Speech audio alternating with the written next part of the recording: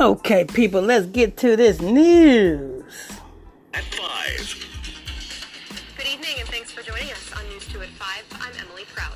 Today, members of a North Nashville church returned for their first Sunday service after a gun was pointed at their congregation last week. News 2's Nikki McGee spoke with the pastor of the Nashville Light Mission Pentecostal Church. Wow, that's a long name, ain't it? The Nashville Light Mission Pentecostal Church. That's a long name for a damn church. You know what I'm saying? When Christ himself told you, what did Christ say? When he went into the temple and he started turning over the money changers' tables. He said, my Father's house is a house of prayer, or should be called a house of prayer. You guys made it into a den of thieves. My Father's house is a house of prayer. That's simple. So if Christ says the church should be called the house of prayer, why is everybody who's getting a church making all these fancy names for a church? Yeah, damn. Nashville Light Mission Pentecostal Church. What's Pentecostal? Tell me, people, what is Pentecostal? If you read the book of Acts, a very miracle happened that the Most High God allowed to happen on the day of Pentecost. That was on the Feast of Weeks. That was the Feast of Weeks. That was right after the Passover. That was in May.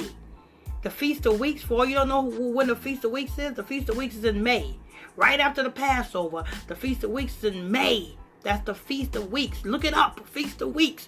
That's the day of Pentecost, when everybody came into the temple, and you know what I'm saying, and the Spirit came into the temple and landed upon each other, each person as tongues of fire, and they all started speaking in their own language. That's a miracle that the Most High God performed. Who in the hell told somebody to take that scenario? Who the hell told somebody to take that miracle that happened and turn it into a religion? You understand that? Are you Pentecostal or are you followers of Christ? Are you Pentecostal or are you a righteous brothers and sisters? Which one are you? Just like Baptists. John the Baptist's job. Somebody took John the Baptist's job and turned that into a religion. And now everybody's talking about they're Baptists. These are all religions that man made. Now, I'm not saying the Bible is a religion. The Bible is not a religion. The Bible is our law book. But we got to follow the Bible in its proper context and don't come out of that. But that's a long name. Nashville Light Pentecostal Church. I don't see no light in this Pentecostal church. Because if there was light in this Pentecostal church, every last one of the congregation members of this Pentecostal church would be fixed. And guess what? If it was light, there would be nobody going in this church pulling out a pistol. There would be nobody doing that. Why? Because the Most High protects his own. That wouldn't even, it wouldn't even be a thought in a person's mind to try to pull out a gun against a man of the Most High. But anyway, let's go ahead and hear this news, people. Let's go ahead and hear this news. 1 week after he wrestled the gunman to the ground. At 5. Good evening, and thanks for joining us on News 2 at 5. I'm Emily Proud. Today, members of a North Nashville church returned for their first Sunday service after a gun was pointed at their congregation last week. News 2's Nikki McGee spoke with the pastor of the Nashville Light Mission Pentecostal Church 1 week after he wrestled the gunman to the ground.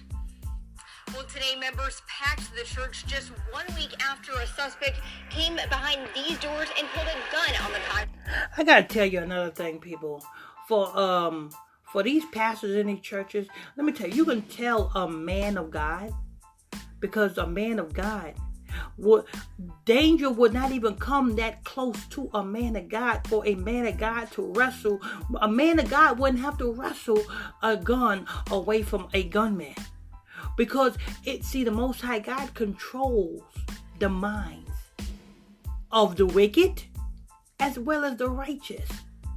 So therefore, the wicked wouldn't even have a thought in his mind to even go against a man of God if that man was a man of God. That's how you know that the pastor of this church is not a man of God, because the angels allow you mean to tell me the same angels that the Lord got around his men of the Most High, the same angels that the Lord got around his people, you mean to tell me them angels allow this gunman to get that close to the man of God?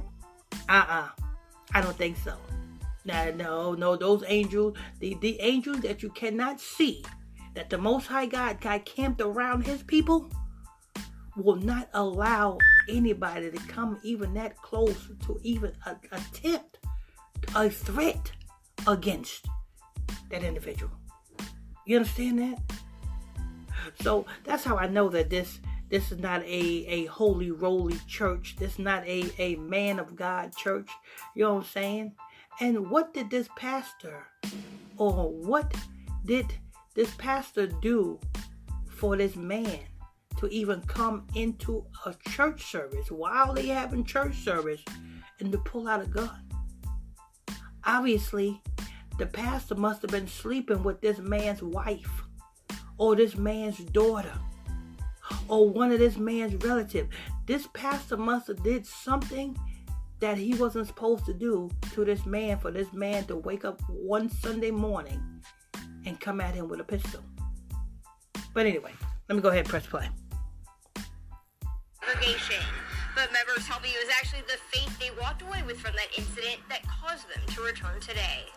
This week, Desire Regondo was charged with more than 50 counts of felony aggravated assault. A judge also ordered a mental evaluation. Desire Regondo. And this is a black man. This got to be an African man. Because let me tell you something, people. The Negroes, the black people that's in America today, they're not African. This must be an African church, and this must be an African man that pulled out this pistol against this pastor.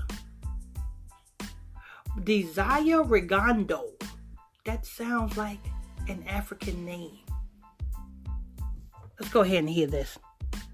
In his case, during this horrifying incident, thankfully a pastor was able to tackle Baganda, and church members held him down until police could arrive. Police have since shared that chilling 911 call.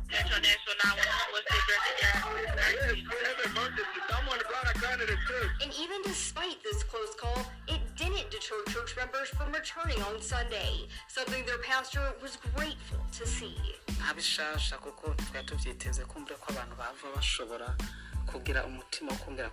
So it didn't frighten the congregation members to return to church on Sunday. So I take it that this happened last Sunday.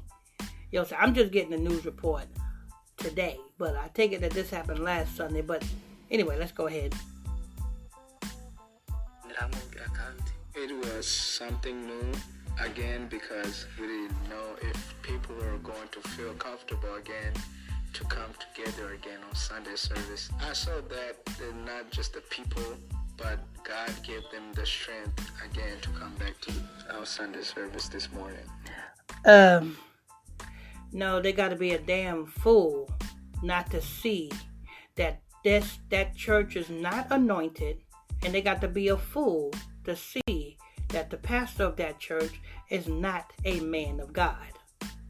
They got to be a fool to see and believe that that church is protected.